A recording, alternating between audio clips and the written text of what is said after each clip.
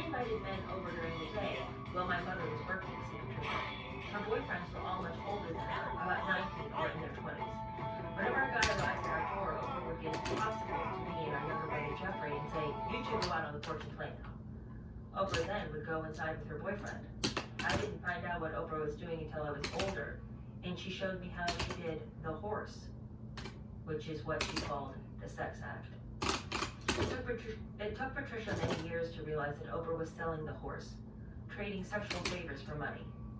Patricia's awareness of this information and willingness to turn it over to the media eventually led to a rift between the two sisters that would never fully heal, understandably. And in 1993, it would lead to one of Oprah's most momentous decisions when dealing with the publication of her autobiography. Okay. I do just want to be as fair as I possibly can be, because it's very easy for me to sit here and raise my eyebrows and be like, my gosh. But also, if Oprah is to be believed that she was being used and abused and mistreated and molested from the age of 9, what exactly would you feel that you needed to preserve? You know, I mean, if you felt that you were already used up and you feel like you have to keep up with the kids at school and you can't because your mom doesn't have the ability to help you keep up with the kids at school, and you know that you can trade on your sexuality for money, I think that it is shocking, but at the same time, not super hard to imagine the way she connected those dots. What does she have to preserve? As far as she can figure it out about herself, no one would want her now, which is not a true statement. It's not a true or right statement. Like, she's a beloved child of God who was created in his image. But if you've been used and abused, hurt, molested, mistreated, there comes a point when one of the fruits of that abuse is that you no longer think that you have anything to offer in that department. I mean, you're used goods, right? Why not make a little money on it? And I think that that's why so many people who find themselves prostituting themselves were people who have been abused as children. It's almost like one always precedes the other. Because a person who has been treated with dignity and respect and honor and been told that they have worth and value would really have to be pushed up against all the worst things in the world to decide that prostitution was the way to go. But if you've been used and molested as a child, I mean, prostitution is whatever, you know, like somebody else is gonna like really hurt me. They already did that. No one's gonna like re-traumatize me. I've already been traumatized. You know, it'd be easy to believe that. So, well, there's a part of me that's like, oh my gosh. If she had been treated horribly as a child, would this not be the next logical step as far as how she could procure some good money? I'm not saying it's a great decision making. Certainly she knew better, even if she didn't feel better about this issue. She knew intellectually it was the right choice to make. But I'm just saying I can see how it got there.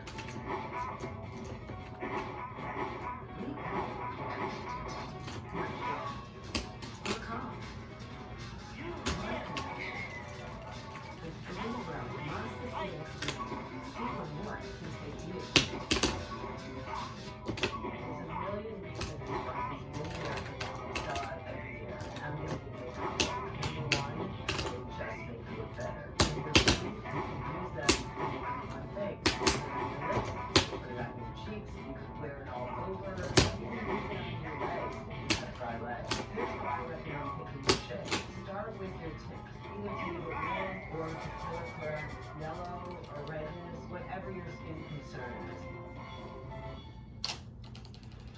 The book goes on to say that Oprah has admitted to promiscuity during her adolescent years, saying she ran the streets and had sex with any man who would have her because she wanted attention. She also said that she was continually molested by the men in her mother's house. I was 36, 23, 36 at age 13, which created a few problems. I was not allowed to talk to boys, and they were everywhere. Happens in a lot of families where there's a single parent and the mother runs the family. There are boyfriends going in and out of the house, and daughters will take it easy. Mother's sick. Don't let somebody do this. You keep your dress down. You do what I say. When with the child, it's entirely different from what the mother is saying. I had that when I was a kid. Do as I say, not what I do. It doesn't work. Her family saw only a promiscuous teenager and threw herself with him, which is why they did not believe her when she finally told them about being sexually molested. They did not see her as a victim. I don't believe it, said her Aunt Catherine many years later. and not accepting discipline from her mother. She shames herself and her family enough to feel socialized. And that's the point that, to the timing of Oprah's revelation of sexual abuse, and suggested that she simply wanted to listen when she was taking her show national. That story helped launch Oprah into where she is today. I don't hold with telling lies. In this case, I forgive Oprah because she's done so much for other people. Maybe this is the only way for a poor child to continue to feel right. Now she does her performance to make her amends. No one in the family believes her story of sexual abuse, but now that she's so rich and powerful, everyone's afraid to contradict her. I'm not afraid, because I'm not financially dependent on Oprah. Her audience may be my stories. Her family does not. Let's leave it at that. Okay, but doesn't everyone in the family kind of wonder how she got so promiscuous? I mean, it's not like it's impossible for a person to just be a promiscuous person. Some people are just boy crazy, you know? So, yeah, maybe. But it's also possible that she was capable of such extreme promiscuity later on, selling sex for money, because she was valued as a child in her own mind. I just don't understand why everyone acts like it could never happen. You know, I'm sure that because she's such a frequent liar, and because of the way she chose to tell about these things that had happened to her, but because she decided to announce it on TV, you know, it doesn't bode well for her. She even Oprah herself said she didn't want to come out and tell the things that had happened to her because she assumed that everyone would say, well, she always did lie. So even Oprah was aware of her own reputation in the family as a liar. And this is a person who called the police and pretended to have amnesia and told her lies. Like, honestly, it's not a good sign. But for everyone to be like, oh, she told a lie about being molested, I don't know if we can say that. She was certainly being raised in a household where a false statement was going to happen. It was going to happen in a house like that, you know? Anyway, the family says it didn't happen. But to continue, the book says that for Oprah, like other victims of sexual abuse, the burden of not being believed weighs as heavily as the shame of being molested. Most families cannot or will not face the violence caused by a loved one or by their own complicity, intentional or unintentional, in the violation of the child they cannot protect. Sadly, like her relatives, Oprah blamed herself, even to herself and others not to accept condemnation. All the years that I convinced myself I was healed, I wasn't. I still carried the shame and I unconsciously blamed myself for all these acts. Something deep within me felt I must have been badly wrong for this type of abuse. When school let out in the summer of 1968, Oprah went to Nashville to visit Vernon and Selma and was driven there after seeing her uncle, Trent Winfrey, her father's closest brother. During the drive, Trent asked her if she was dating boys. I said, yeah, but it's really hard to tell the boys want to do his French kiss. And immediately after the conversation about French kissing, he asked me to pull over to the side and take off my panties. All those years I thought that if I hadn't brought up the subject of French kissing, he wouldn't have done that, because he was my favorite uncle. Oprah complained to her father and stepmother about her uncle, but they did not believe her then, and tried to deny her story. Years later, Vernon still seemed conflicted. I know she feels that I can handle it well, she said. The Trent was my closest brother, and we were torn. It'd be hard to know which way to turn if you were being told these wild stories by somebody who consistently told wild stories, especially if you're close to a brother and thought that he's not capable of. And instead it didn't happen, and it would be hard to believe that somebody you trusted would suddenly hurt his niece simply because she said boys at school and were good at their names because all they want to do is kiss. You know, I find it interesting that that's all this man needed to just pull the car over. But, you know, we're not perverts, so it's hard for us to imagine what would entice a pervert, but that is a pretty wild story. I just don't know, like, I just don't know what you do, even the person who heard this story from somebody who wasn't usually a reliable witness to their own life. It would be hard to want to just throw your brother out and be like, get away from us and call the police. But then, how do you make sure that your child is safe? You know? What a laundry. When Oprah returned to Milwaukee, she ran away from home and stayed on the street for a week. Mom was frantic and called all her friends looking for her, said her sister. Mom didn't know if she was dead or alive. Oprah joked about the incident years later as she recalled hustling Aretha Franklin, who was appearing in Milwaukee. When she saw this singer sitting in a limousine, Oprah threw herself into another drama. She rushed up to her, started crying, said I was a baby child and I need money to return to Ohio. I like the sound of Ohio. She gave me $100. Oprah, then 14 years old, claims that she went to a nearby hotel, took a room by herself, herself and spent the night drinking wine and ordering room service. Then she called the pastor of her mother's church and begged him to help her with that. After I ran out of money, I told the late brother and told him everything that was going on in my house and how bad I felt. He took me back to my house and gave my mother a lecture, which she really pleased. Her sister was ecstatic to see her, but Bernia was furious. After the pastor left, she took a small chair to seat Oprah, but according to Patricia, was crying and cowering. I was screaming and begging Mom, please don't kill Oprah. Bernia finally put the chair down and began assisting Oprah accompanying her to the juvenile detention center. I remember going through the learning process where they treat you like you're already a known convict and think to myself, how in the world is this happening to me? I was 14, and I knew that I was a smart person. I know I wasn't a bad person, and I remember thinking, how did this happen? How did I get here? Bernita was told that she would have to wait 2 weeks before Oprah could be processed. I can't wait 2 weeks. She wanted me out of the house that minute to get Oprah. Back in the apartment, Bernita called Vernon in Nashville and told him he had to take over. But by then, Vernon had realized he was not Oprah's birth father. 9 months before Oprah's birth in January 1954, he was in the service. Knowing that Vernon and Zelma weren't able to have children, Catherine Carr Esters called and urged Vernon to take over.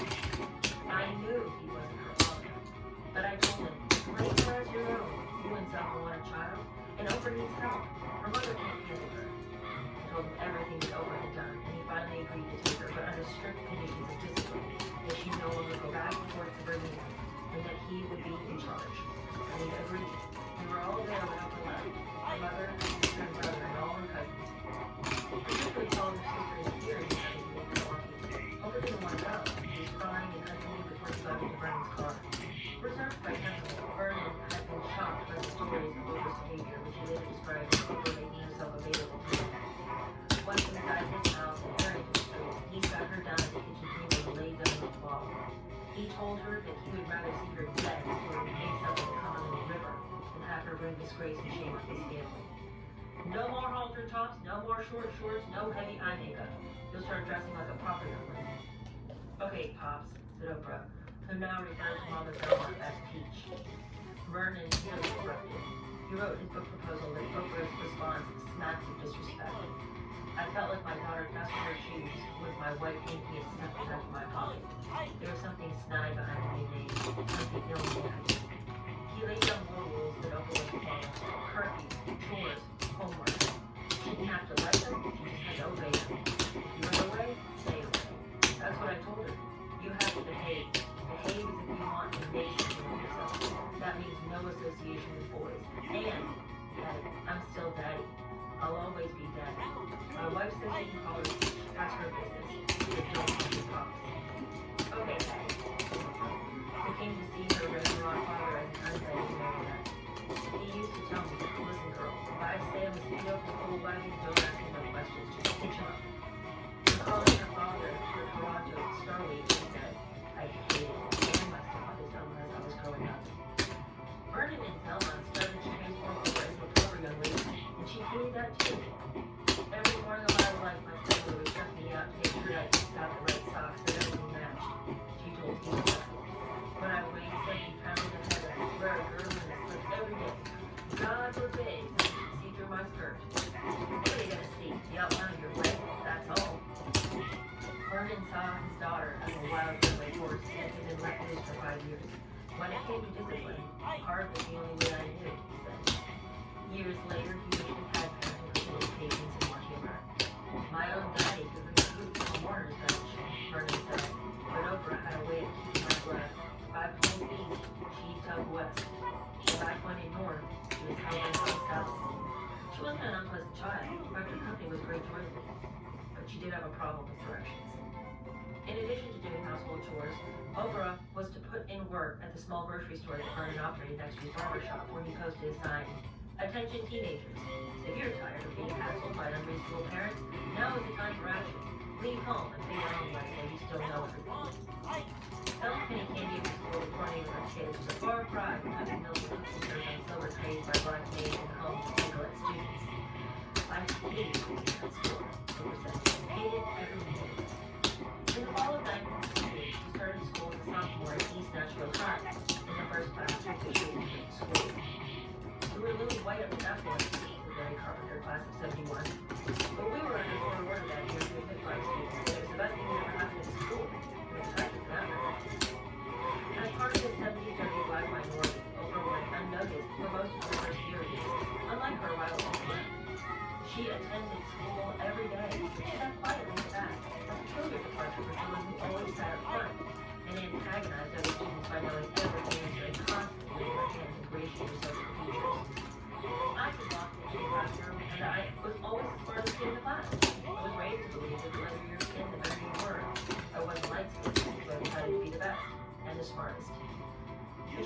home her first report card from East, Vernon was irate. Trouble teen or not, I wasn't having any of that. My expectations of her were a mountain low. I told her if you were a C student, you could bring me tea. You are not a C student. Hear me? Yes, Daddy. If you bring me any more excuses, I'll place heavy burdens on you. Heavy burdens. He placed heavy burdens on the weight for our daughter, so I heard that English was 9 but announced that she wanted to be a hippie. She's only 14, but I didn't care if she were 40. No child of mine was going to stick wildflowers in her hair and light that Hindu incense or light any other nonsense. Oh, no, not my house.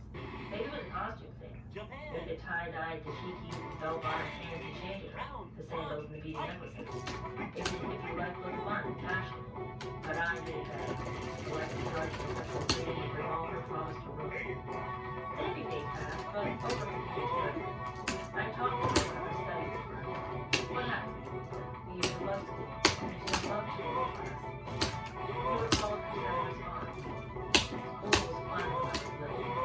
Things are different now. That year, we went out walking wearing her heavy coat in the house. Dreaming of being cold. And her legs and ankles swelled over her shoes and her belly was distended. Stepmother took her to the doctor, who told Oprah what she already knew. She was pregnant. I didn't go see it, my father was the hardest thing I ever did. Oprah said later, I wanted to kill myself.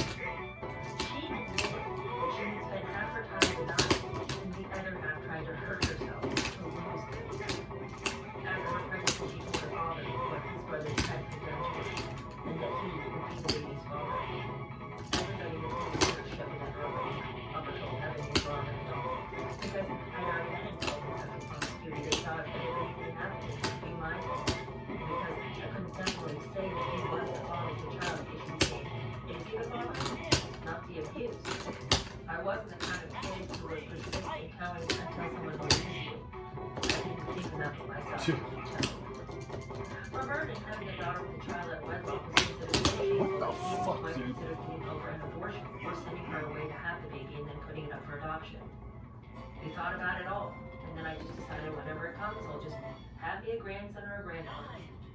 The stress of having to tell her father and stepmother that she was pregnant sent Oprah into labor in her 7th month. I don't know if that's really what sent her into labor.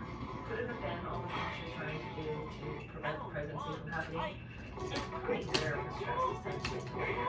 Even though I know that every dramatic movie and every dramatic book always has the first person falling into labor because of stress, but there's not really a lot of documentaries about that. It's not often common to research it. On the evening of February 8, 1969, a few days after her 15th birthday, she gave birth to a baby boy in Harvard Hospital at the all-black St. Mary's Medical Hospital. Her name appeared on birth certificate as Orpha Dale Lee, not a boy. She named her little boy Vincent Michael Lee.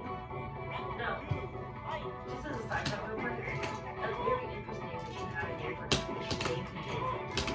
Because years and years later, when she was asked about this baby, and she was forced to tell about the fact that she was a baby, she said that his name was King. Isn't that interesting? I mean, it's got the spiritual ring to it, the let my people go to their land, to the land of Canaan type of thing,